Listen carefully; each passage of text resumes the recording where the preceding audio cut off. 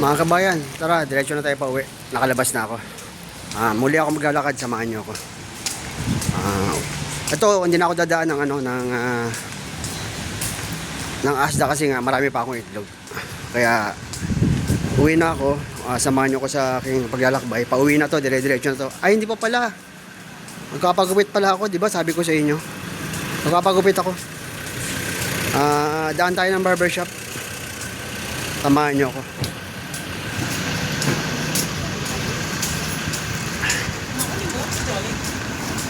Medyo baka mapa-stop na naman ako nito kasi medyo may dala ako may dala akong grocery. Nakita niyo naman yung mga pinili ko kanina, di ba? Kung ano yung mga binili ko. Kaya ayan, bit ko. Yung ko yung grocery ko, ayan Asda, pero yung namili ako sa Morrison. Hindi pa kasi ako namili ng hindi pa ako bumili ng bag nila Pwede naman kasi yun. Nung unang bili ko rito, nagsabi ako sa kanila na gagamitin ko yung Asda na yung bag, plastic bag na pang grocery. Sabi nila, okay lang yun. Kasi alam nila, sa kanila ako mag-grocery kaya walang problema yun.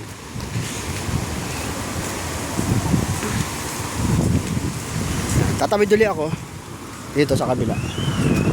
Yan. Tatawid ako. Tapos okay, pinibigyan nila ako. Pinibigyan ako ng British na babae. Tumawid ako. Tamo, yung kanina yung lumampas kanina ng kotse, kumaway sa akin kasi nirespeto nga nila yung dito ako dadaan mga kabayan noong nakaraan, di ba, diyan ako dumaan. Dito ako dadaan. Nirespeto nga nila yung yung mga yung mga tumatawid. Kaya yung kanina, yung una lumampas sa akin, kumaway, parang humingi pa ng dispensa. Kumaway. Pero okay lang yun kasi hindi naman nila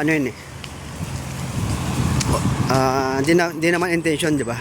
Kasi papunta pa lang ako, padiretso na yung kotse. Kaya nga ulitin ko sa mga kabayan, talagang priority nila yung mga tumatawid.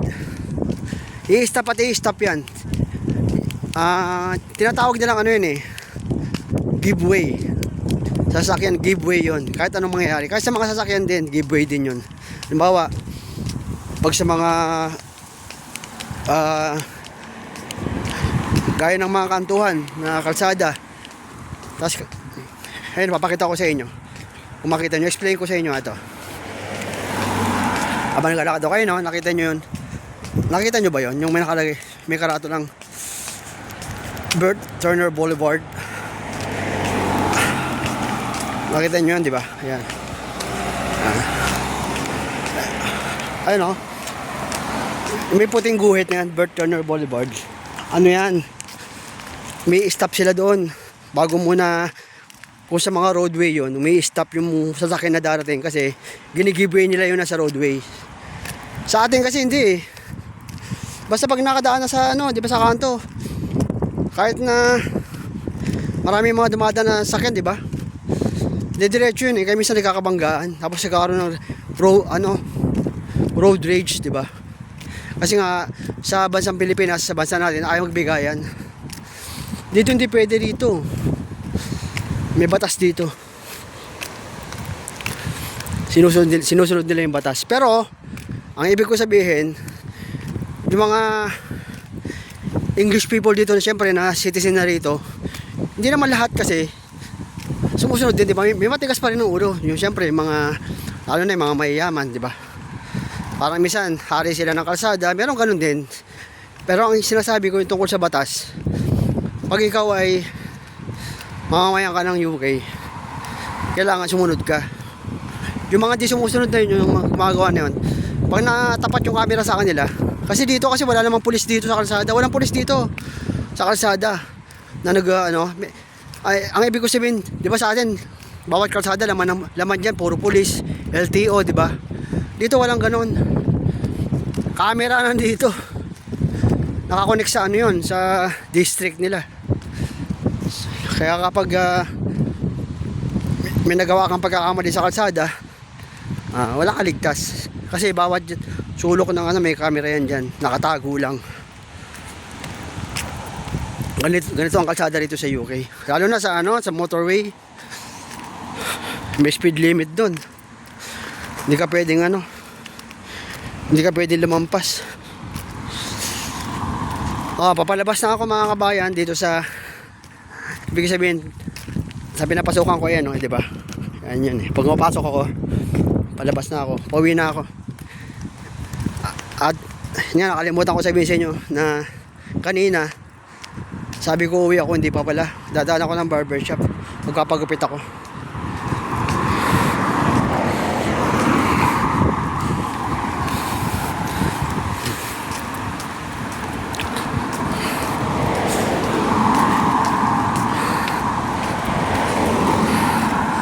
Pupunta sana ako sa ano mga kabayan eh, sa Wolverhampton, kasi kukunin ko nga yung ano ko doon, yung card ko.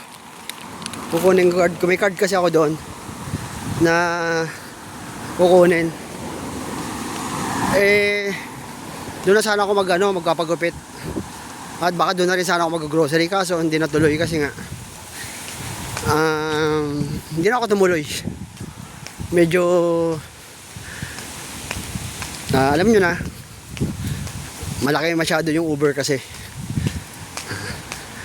Okay lang yun pag pupunta ako sa church, kahit gumastos ako. Pero pag doon sa mga ganyang bagay lang, kukunin ko card. Pwede ko naman ano yun eh, pwede ko naman para pa-deliver ulit sa bagong address ko, pwede yun. Pagkapasa lang ako ng documents sa kanila, di-deliver na nila yun eh, itong week na to eh. Kasi di pa ako nag-open ng laptop eh, submit ko yung documents. Kasi nga, ito nga, di ba, pagdating ko ng Biyernes, nagpahinga na agad ako. Bumawi ako ng tulog. Kumain lang ako, nagpahinga na ako. Tapos, ngayon naman, sumamba ako. Yan. Tatawid sana ako dito mga kabayan. Palampasin muna natin yung mga ano. Tatawid ako. Para doon ako dadaan, no? Para kakanan kasi ako, di ba? Yan. Tawid ako. Yan. Tingnan nyo yung bus, walang pasahero. Ayan. Ay, may nagbabike na bata.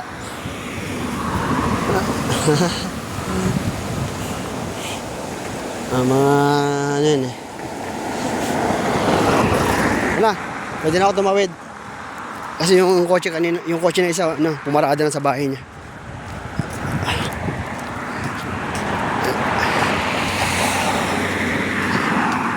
Ganito lang mga kabayan, lagi ang journey. Ang traveling ko every week. Nag-grocery ako. Sa Morrison at saka sa Asda lang naman. Pero may mga store na malapit doon sa tinitira namin.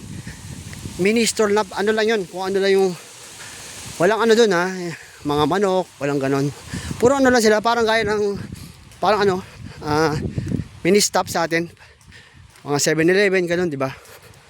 Meron doon malapit, pag gusto mong halimbawa, medyo kinapos ka ng pagkain, nakahubos yung pagkain mo, punta ka lang doon, kaya na ginagawa ng kasama ko. Lagi siya nandun eh. Nag-grocery. Kasi nga, ang laking tao. Kulang sa kanya yung kinakain niya ata. Dami niya binibili pagkain, kulang sa kanya, laking tao eh. Siyempre, pag malaking tao, malakas kumain, di ba?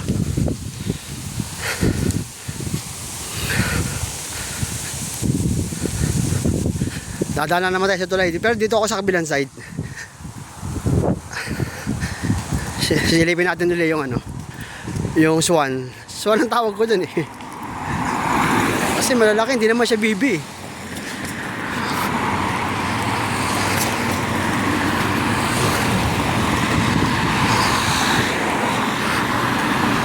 Silipin natin. Tara.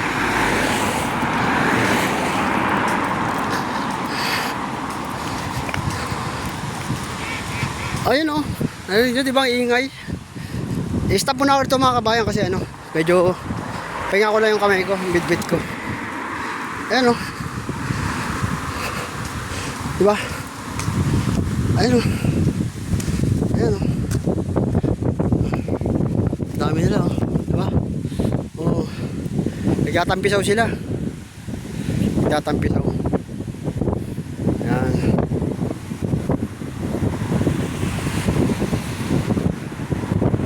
Nagtatampisaw yung mga swan. Ang layo ng camera, no? Hindi ko naman pag-isom ko kaya alamang lalapit eh. Siyempre pag sinom ko, lakad ko rin siguro nakasum na rin.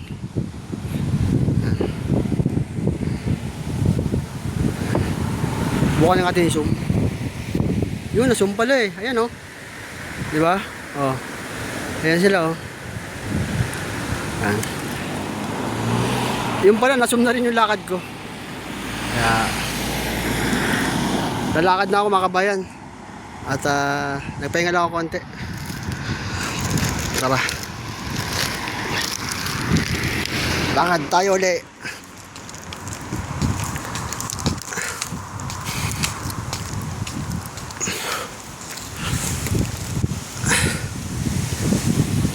Ang sarap ng hangin mga kabayan. Ang lamig. Sari mo, fresh na fresh yung air. Sarap sa katawan. Parang lumapit yung video ko mga kabayan kasi sinom ko kasi, di ba? Parang lumapit yung video ko. Ano ko kaya uli? I-atras ko ng konti. Kasi nasum ko eh. Yan talaga kasi yung normal na video. Tara, lakad na tayo. Yan.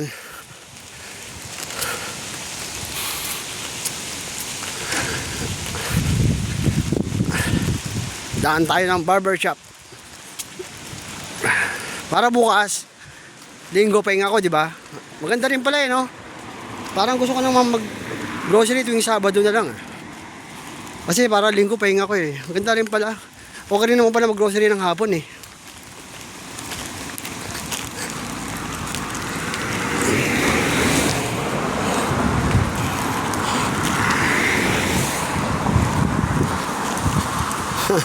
Dami mga puno rito, yan no.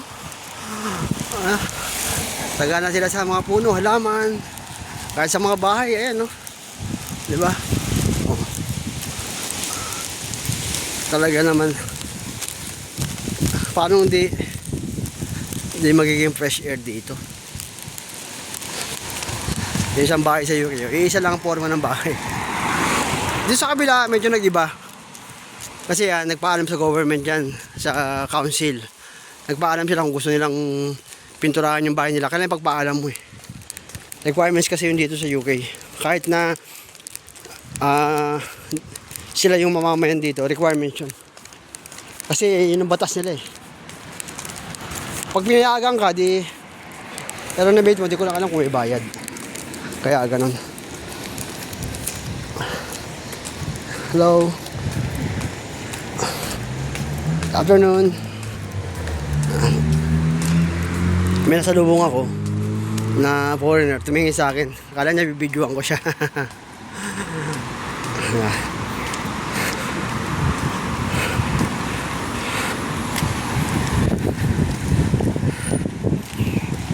Ito yung way na madalas na nyo makita mga kabayan. Yan.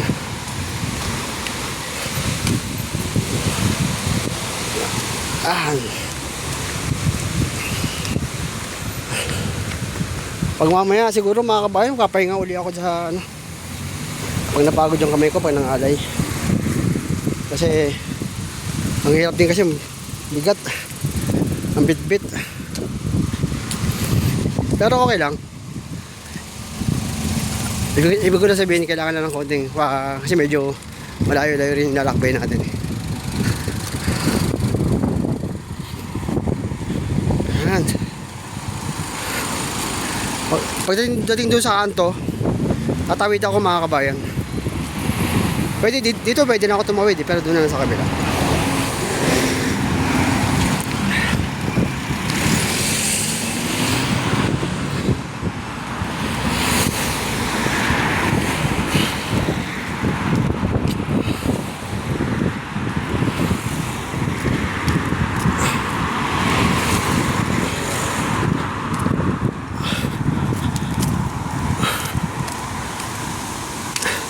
Stop muna ako konti mga kabayan ha. Nangalay ako.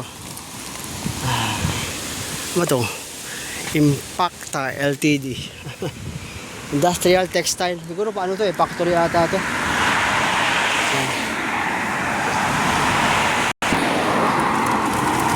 Tuloy na natin lakad. Tara na. Tumawid ulit ako dito sa kabila mga kabayan. Kaya nag-iba yung ano. Nag-iba yung angulo. Yan.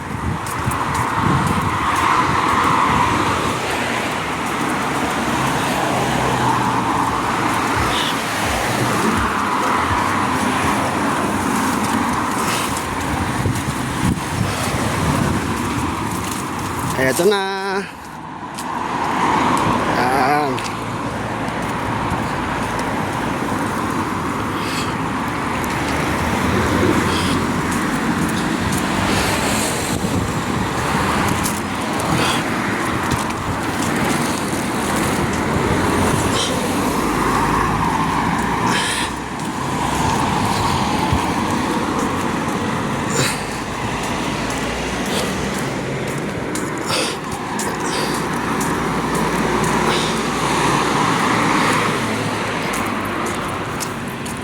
May nasalubong pa ako. Mga matatanda rito, lalakas eh, no? Dito sa UK. Oh.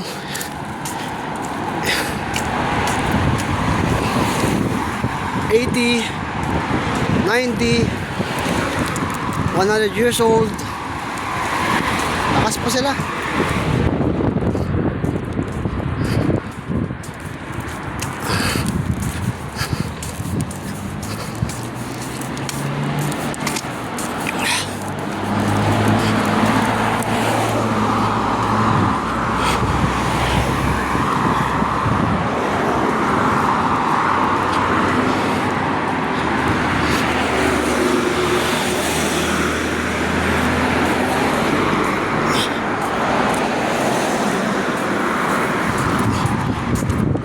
May nasalubong pa ako, Indiano.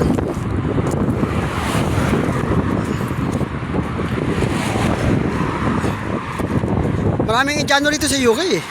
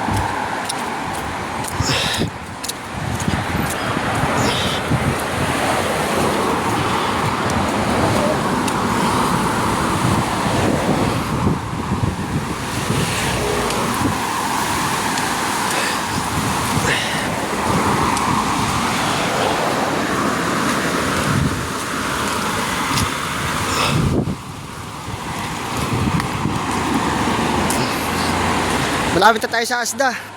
Pero hindi ako tutuloy sa Asda. Sa barbershop.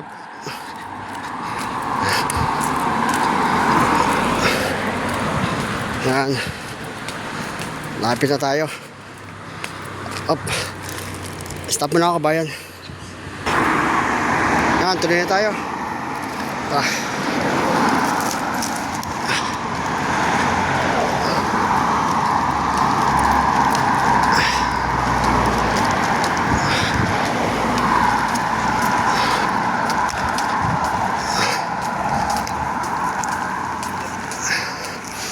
Madali mo agad malaman pag yung ano, Asda, no? Kitang-kita agad yung letra kulay green. Kasi ang logo nila, yung pinaka pangalan, green color talaga eh. Parang dark green. Medyo dark siya.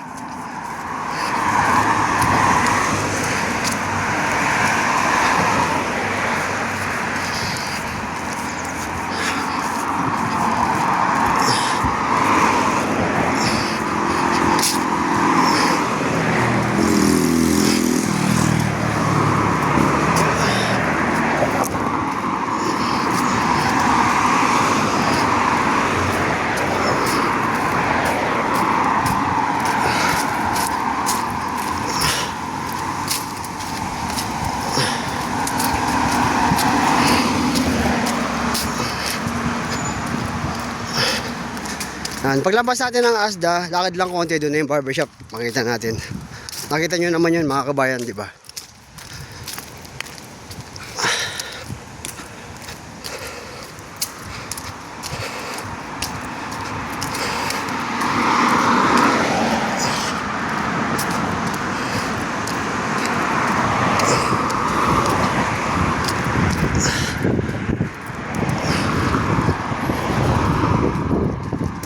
Lapit na tayo sa barbershop.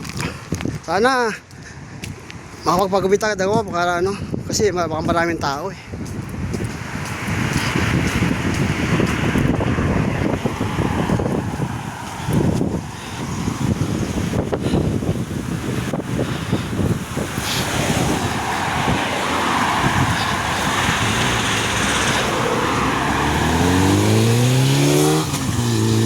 Ganda ng motor oh. Laki. Pangkarera.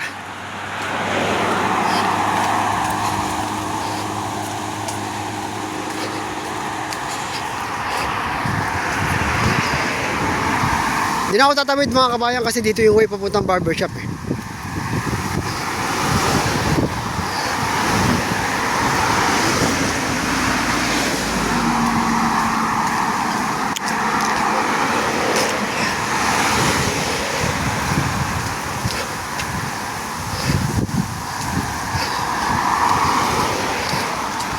Hindi ko pa alam kung magkano pagupit dito kasi sa Wolverhampton ano kasi 12 pounds.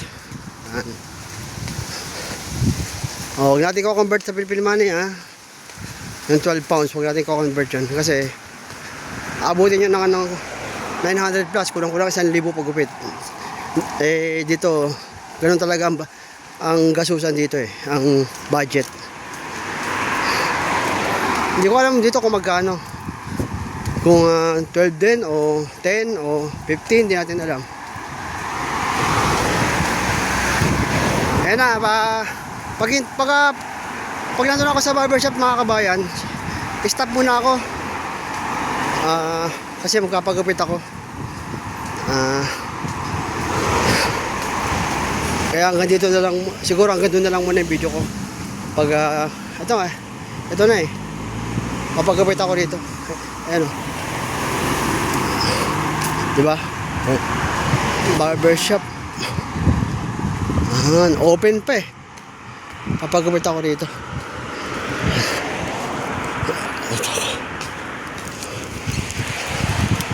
Okay, ito na muna ako bayan. Hello. Yeah. It's okay here. Yeah. Canoes. Okay. Sige, dito na muna ako bayan. Bye-bye. Ito na lang.